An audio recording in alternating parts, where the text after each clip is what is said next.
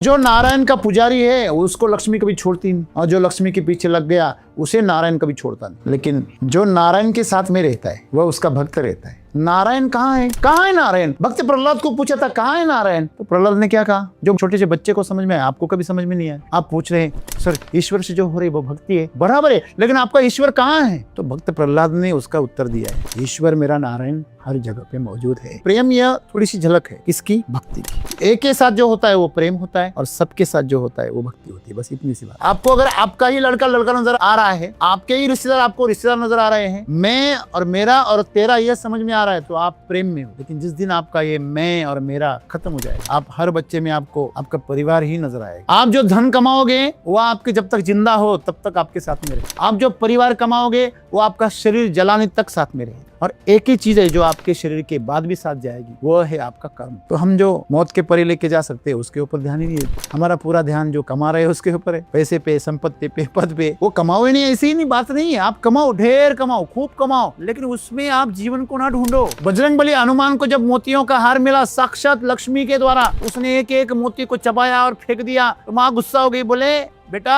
क्या कर रहा हो, इतना प्रेम से दिया है? बोले मुझे प्रेम नहीं चाहिए, प्रेम नहीं चाहिए मुझे। फिर मुझे आप दोनों की भक्ति चाहिए। हम सब आम खाना चाहते हैं, मीठी मीठी रसीले आम, मुंह में पानी आ जाता है, लेकिन आम के पेड़ की रख रखाव कोई नहीं करना चाहता। कौन साल भर उसे लगाए, उसे पानी भरे, खाद डाले, कौन झंझट में पड़े। 100 रुपए निकाल दिए और दे लिया। अब जाओ पौधे के पास, उसको बोलो मिट्टी को, ये लो 100 रुपए दे दो। अरे क्या मूर्ख आदमी हो, हाँ क्या बकवास करते हो?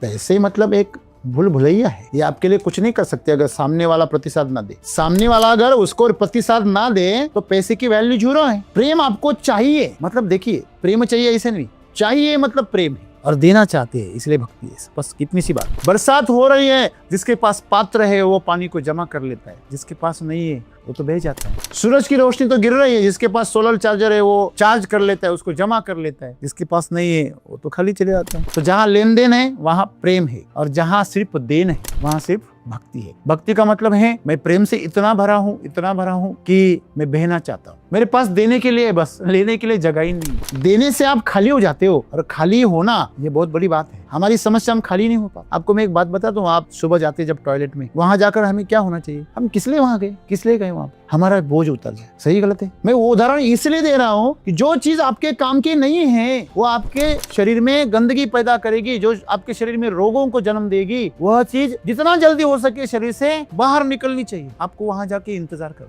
क्यों? क्योंकि छूटता नहीं, इनसे पकड़ के रखने की आदत लग गई है। हर चीज को पकड़ो, हर चीज को पकड़ो तो वो भी पकड़ जाती है। तो ये हमारे साथ बिल्कुल गंदा हो रहा है। ये शरीर के साथ हो रहा है तो समझ में आ रहा है, लेकिन मन के साथ भी यही हो रहा है। आपके मन में गलत चीजें अटक जाती है और सही चीजें निकल जाती है। हमेशा अगर किसी ने आपको गाली दी, किसी ने आपका अपमान किया, किसी ने आपका दिल दुखाया, वो आप पकड़ के रखते हैं। मैं इसका जवाब दूंगा, मैं इसका बदला लूंगा, मैं ये ध्यान में रखूंगा। अरे कहते लोग मैं इसे ध्यान में रखूंगा। अरे पागल, कांटे भी कई ध्यान में रखने की चीजें हैं। जो तुम्हें तकलीफ देगी, जो मैं चुभेगी, वो गलत चीजें, गंदी चीजें तो पकड़ के रखेगा। आपके हाथ में गोबर आ गया तो आप बड़े प्रेम से पकड़ के रखो, नहीं ये ऐसे रहेगा मेरे साथ में, मुझे बड़ा अच्छा लगता है। गुलाब के साथ ऐसा करे तो समझ में आ रहा है, गोबर के साथ कर रहा है, धतूरे के फूल के साथ कर रहा है, तो तुम्हारी मूर्खता पर हंसी आती है। ईश्वर भी और सदगुरु संत भी ऐसे हंसते हैं। तो सदगुरु यही कह रहे हैं कि आप खुद को प्रज्वलित करो, चलाओ, संघर्ष में, तप में, साधना में खुद को तपाओ। मैं तो हमेशा कहता हूँ ठंडी में खुद को तपाओ, खुद के अंदर की अग्नि को जगाओ। बाहर की अग्नि से ऊर्जा मत लो। अगर बाहर की अग्नि से ऊर्जा लोगे तो आपका शरीर कमजोर पड़ जाता है। ये हमेशा याद रखिए। अपने अंदर से आग को जलाओ। तो खुद को जलाने के लिए ईंधन की तरह इस प्रकृति के सभी भोगों का इस्तेमाल करो। आपको जो पैसे मिल रहा है, जो आपको आहार मिल रहा है, जो आपको रिश्ते मिल रहे हैं, सभी के साथ में सिर्फ खुद के अंदर की ऊर्जा को जलाओ, उसको प्रज्वलित करो। संघर्ष में, त्याग में, सेवा में, अध्ययन में, अभ्यास में, साधना में जो जरूरी है वो करो। आपको मिले इसके पहले दे दो, तो अपने आप प्रज्वलित हो जाओगे। अप दीप भव। भगवान बुद्ध क्या कहते हैं? अपना दीप खुद बनो, खुद अपना दीप बनो, खुद से प्रकाश जलाओ। लोगों की छोड़ो, खुद के लिए प्रकाश पैदा करो। यही क्या है? भक्ति। क्यों हमें प्रेम से भक्ति की तरफ की यात्रा करनी चाहिए? क्यों? अभी हम प्रेम में तो है तो सुखी है, क्यों हम भक्ति की तरफ की यात्रा करें? क्योंकि प्रेम कभी टिकता नहीं। जोत जलेगी तो प्रकाश तो होगा ही। आपको अंधेरे को हटाने का अलग से काम करने की जरूरत नहीं। या आपको ऐसा करना पड़ता है पहले जोत जलाओ फिर अंधेरे को हटाओ रे, यहाँ से हटाओ, में। वैसे आप खुद को प्रज्वलित करो, सत्य के साथ जियो, सेवा के साथ जियो, भक्त बन जाओ। जो ऐसी चीजों को पकड़ो जो चीज आपके मृत्यु के बाद भी आपके साथ रहेगी, आपको कभी पछतावा नहीं होगा। आप इसी पल भी मौत आ जाए तो आप उसका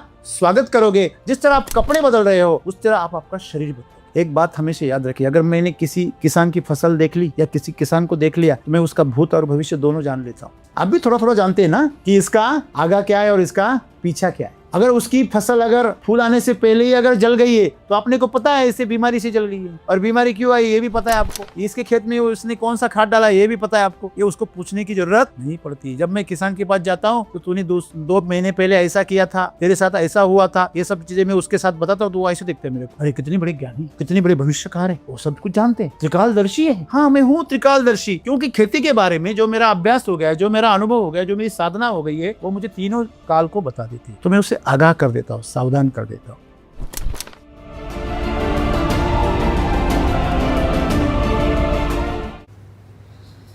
ईश्वर ने कहा है कि जब भी आप धन की लालसा में गिरोगे मेरे से दूर हो जाओगे। तुझे लक्ष्मी तो मिलेगी लेकिन नारायण से भटक जाओगे।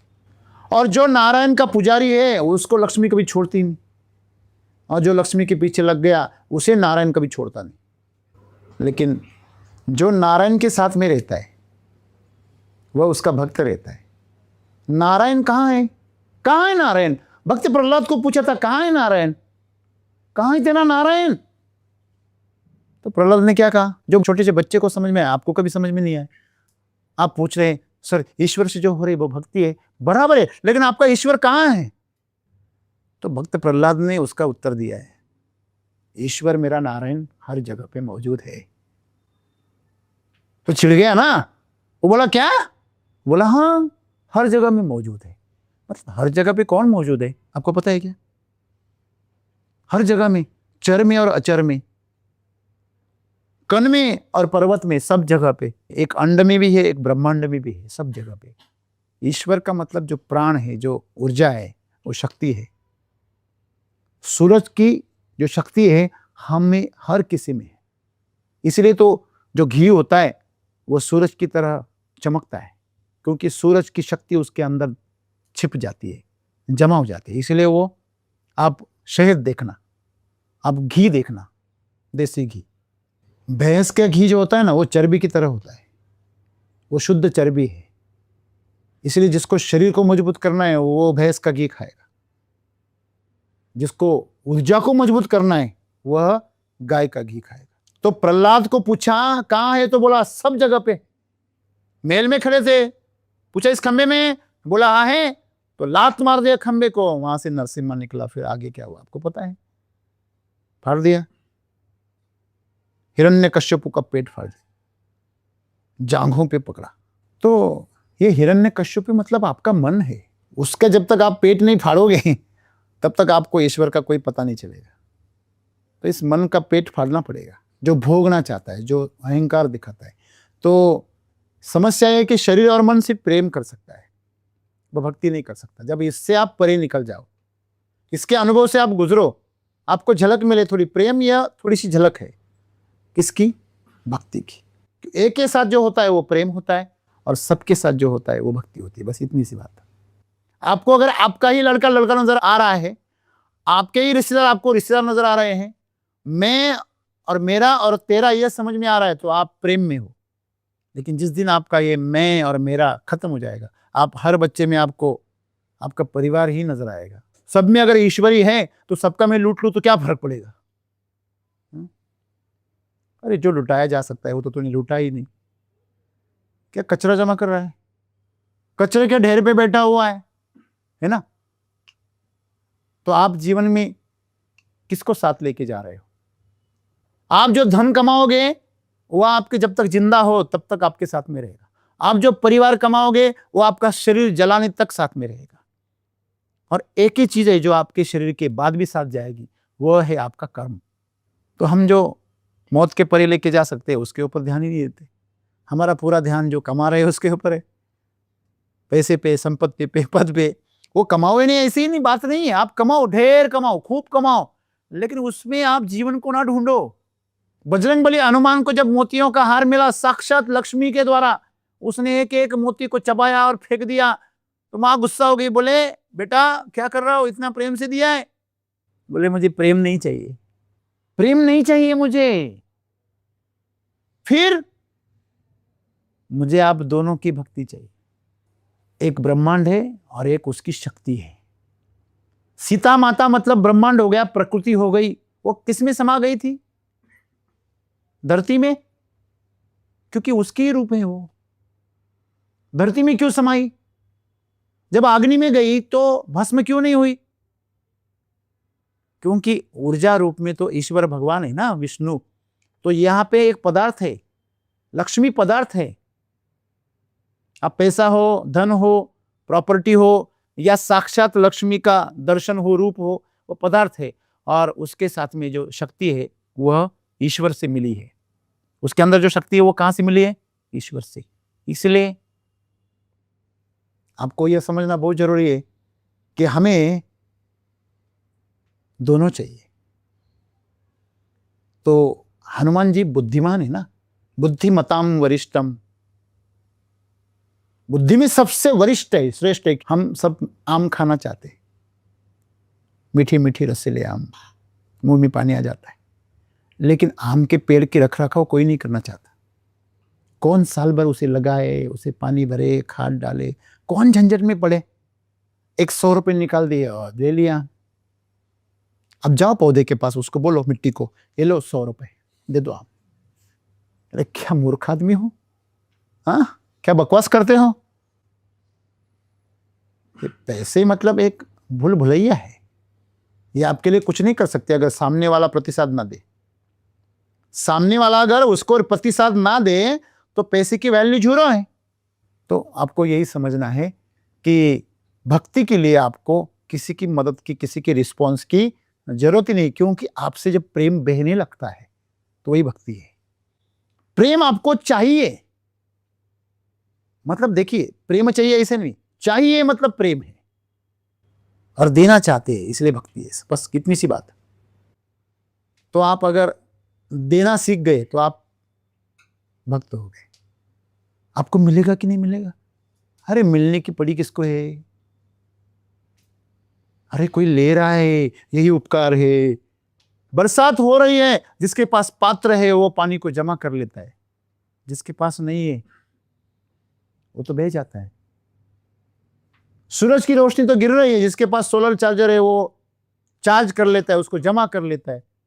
जिसके पास नहीं है वो तो खाली चले जाता है, थोड़ी रुकता है। सूरज आपके लिए रुका है कि नहीं? अरे तुम्हारा चार्जिंग बाकी रह गया, चलो मैं रुक जाता हूं।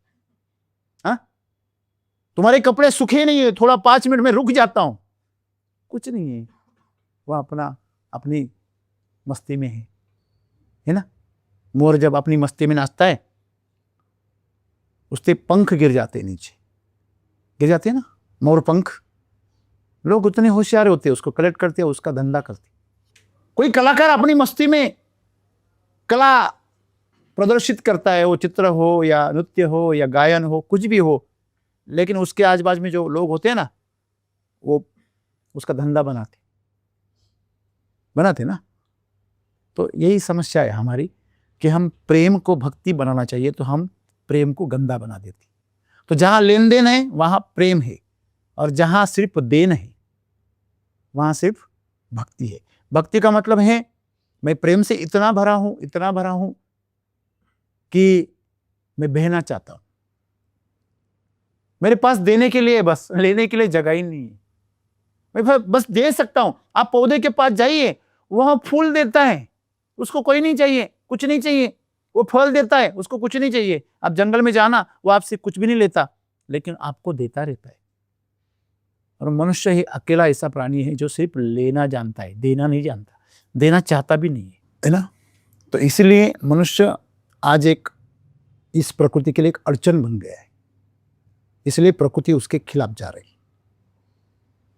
मां अपने ही बच्चे को खत्म करना चाहती है। ऐसा कब होता है?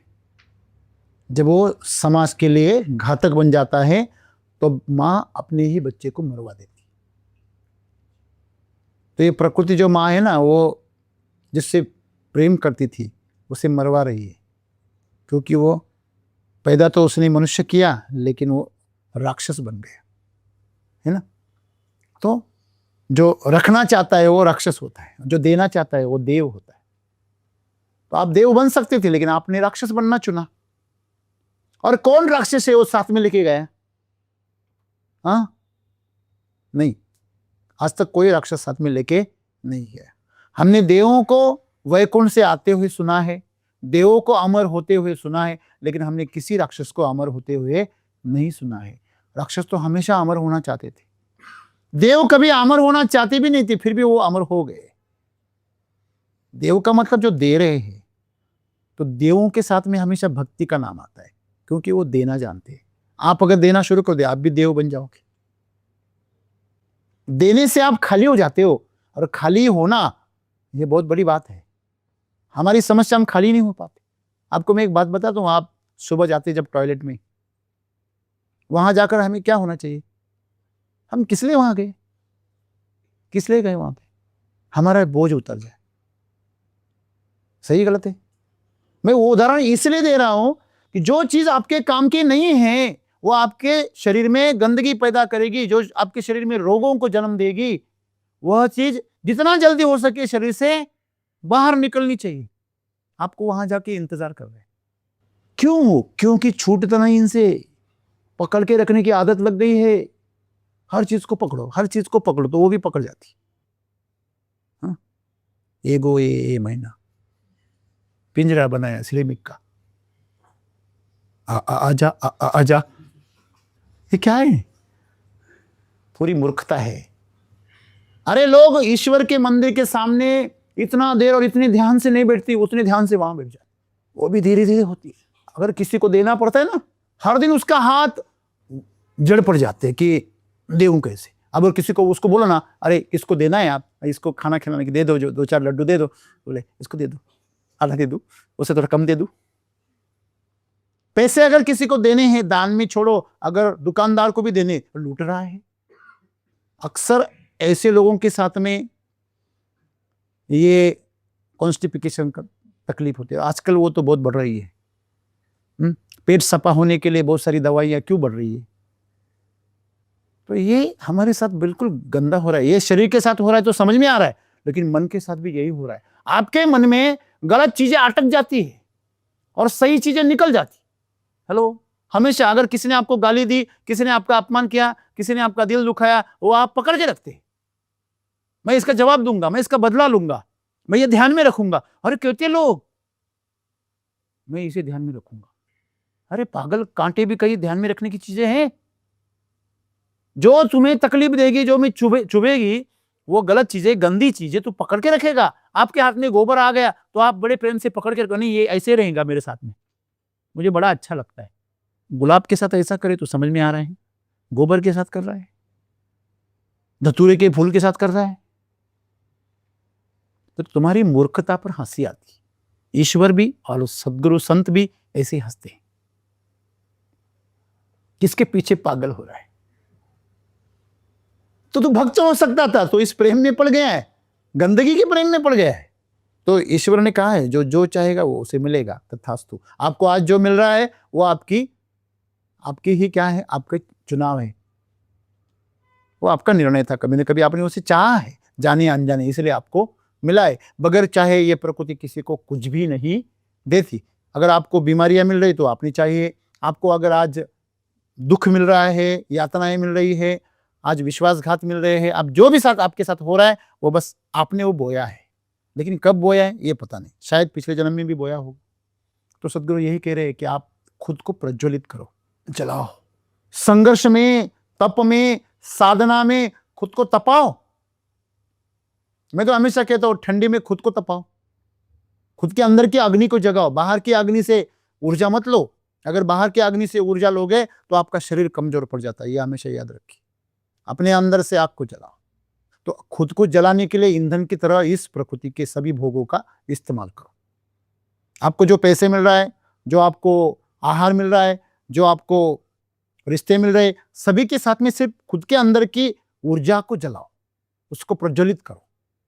संघर्ष में, त्याग में, सेवा में, अध्ययन में, अभ्यास में, साधना में जो जरूरी है वो करो। आपको मिले इसके पहले दे दो, तो अपने आप प्रज्वलित हो जाओगे। अप दीप भव। भगवान बुद्ध क्या कहते हैं? अपना दीप खुद बनो, खुद अपना दीप बनो, खुद से प्रकाश जलाओ, लोगों की छोड़ो, खुद के लिए प्रकाश पैदा करो। यही क्या है? भक्ति है। भक्ति का मतलब है सिर्फ देना, भक्ति का मतलब है खुद को जलाना, खुद को गलाना। खुद को मतलब किसको? शरीर को और मन को। जो शरीर को गलाए, जो मन को साधना करवाए, वही भक्ति कर सकता है, वही भक्ति है। तो योग और भक्ति में क्या है? योग में आप जुड़ जाते हो, भक्ति में आप समर्पित हो जाते हो। योग में आप रहते हो, लेकिन भक्ति में आप भी नहीं रहते, खुद भी नहीं रहते। मैं पूरा भी खत्म हो जाऊं तो कोई फर्क नहीं, तू खुश रहे। तो ये तू जो है ना, वो ये ऐसा नहीं है सब, उसमें कोई शर्त नहीं है, बिन शर्त है। तो आज सदगुरु ने बहुत सुंदर सी बात कही है कि प्रेम जो है वो आपको बोना बना देता है, आपको मर्यादाओं में, आपको कारावास में डाल देता है, बांध देता है आपको, है ना। प्रेम वो है जो आपको खुला कर दे, मुक्त कर दे, वही भक्ति है। जो प्रेम आपको बांध दे वह मोह माया है, वासना है, कामना है। और जो प्रेम आपको खुला छोड़ दे वह भक्ति है। भक्ति में क्यों जाना है? क्योंकि उसमें स्वतंत्रता है, उसमें कोई गुलामी नहीं है, बस आनंद है। प्रेम में या तो आपको सुख मिलेगा या आपको दुख मिलेगा। जब आपको मन की तरह प्रतिसाद मिल रहा है तो आपको सुख मिलेगा, और मन के विरुद्ध जा रहा है तो दुख मिलेगा। प्रेम के संबंध बनेंगे टूटेंगे, बनेंगे टूटेंगे, लेकिन भक्त ऐसा है, एक बार जुड़ गया कि खत्म, दोबारा कभी अलग नहीं होता, है ना। भक्त कभी विभक्त नहीं होता। वो शरीर से विभक्त हो सकता है, वो मन से भी विभक्त हो सकता है, वो संसार से विभक्त हो सकता है, लेकिन ईश्वर से कभी वो विभक्त नहीं होता। एक बार जुड़ गया, जुड़ गया। तो इसी प्रकार आपको जीवन में प्रेम से भक्ति की तरफ यात्रा करनी चाहिए, यही सद्गुरु बता रहे हैं। हम सभी प्रेम में हैं, और हमारी प्रेम की व्याख्या ये बचकानी है। हम आज भी दिमाग के तौर पर, समझ के तौर पर, बोध के तौर पर बच्चे ही हैं। यह जिस दिन हम मान लेंगे उस दिन हमें पता चले कि हम बड़े अज्ञानी हैं। तो हमें यात्रा करनी है ज्ञान की तरफ, हमें यात्रा करनी है भक्ति की तरफ। और जिस दिन हमारे अंदर भक्ति की ज्योत प्रज्वलित हो जाएगी, उस दिन से हमारे अंदर से दुख और सभी यातनाएं, सभी जो डर है, वो सब नष्ट हो जाएंगे। क्यों हमें प्रेम से भक्ति की तरफ की यात्रा करनी चाहिए? क्यों? अभी हम प्रेम में तो है, तो सुखी है, क्यों हम भक्ति की तरफ की यात्रा करें? क्योंकि प्रेम कभी टिकता नहीं, प्रेम कभी टिकता ही। आप किसे टिकाना चाहते हो? हर कोई यहाँ पे जो खड़ा है वो किसे टिकाना चाहता है? शरीर को।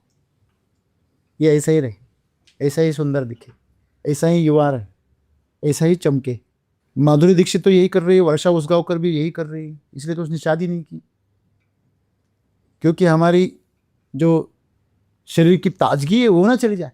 शायद सलमान ने भी इसलिए शादी नहीं की।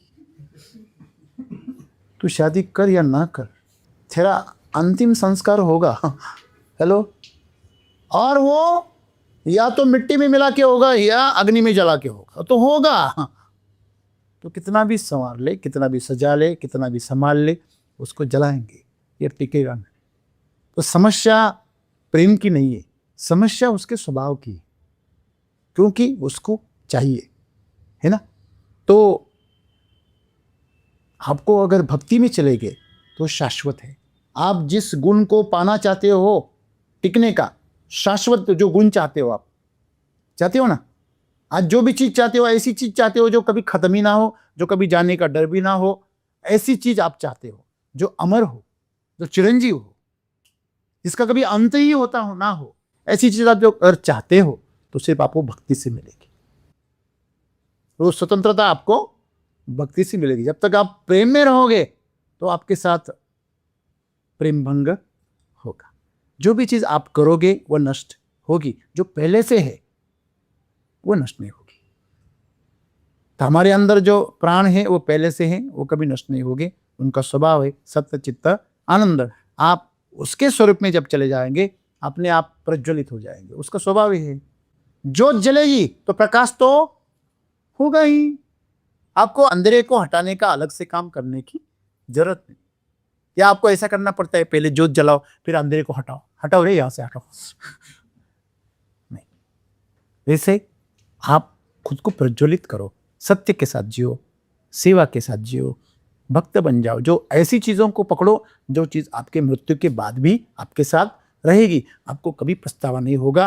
आप इसी पल भी मौत आ जाए तो आप उसका स्वागत करोगे। जिस तरह आप कपड़े बदल रहे हो उस तरह आप आपका शरीर बदलोगे। जिस चीज का हमें डर है उसके बारे में हमारे अंदर बड़े खौफ है कि यार मरने के बाद क्या होगा, जब हम रो जाते हैं कि अपना चला जाता है, तो उस अंधेरे में जब आप जागृत होकर चले जाओगे तो उस अंधेरे से वापस भी आ सकते हो ना। हेलो, ये एक बात हमेशा याद रखिए। अगर मैंने किसी किसान की फसल देख ली या किसी किसान को देख लिया तो मैं उसका भूत और भविष्य दोनों जान लेता हूं। आप भी थोड़ा थोड़ा जानते हैं ना कि इसका आगा क्या है और इसका पीछा क्या है।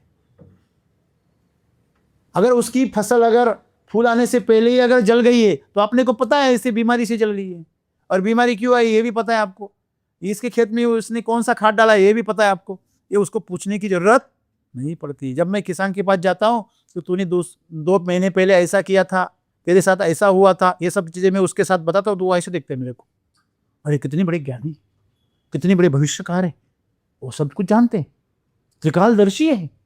हाँ, मैं हूँ त्रिकालदर्शी, क्योंकि खेती के बारे में जो मेरा अभ्यास हो गया है, जो मेरा अनुभव हो गया, जो मेरी साधना हो गई है, वो मुझे तीनों काल को बता देती है। तो मैं उसे आगाह कर देता हूँ, सावधान कर देता हूँ। वैसी सदगुरु जो है वह हमारे जीवन के बारे में जानते। जब आप उनके सामने चले जाते हैं वो आपका पिछला जन्म भी जानते हैं और आगे क्या होगा वो भी जानते हैं। तो सावधान कर देते हैं, बस इस रास्ते से मत जा बेटा। अरे आप भी जानते हैं ना, अगर समझ ले जो रास्ते को आप समझते हो, जिस रास्ते से आप जाकर आए हो, आप अगर उस रास्ते पे आपको किसी ने पूछा कि सर मुझे फलाने रास्ते से जाना है, तो आप कहें उस रास्ते से मत जाना। अगर उसने मना किया आपका सुनने से तो आपको पता होगा कि आगे जाके इसका क्या होगा। पता होता है कि नहीं? मतलब आप वो कहाँ से आया ये भी जानते हो।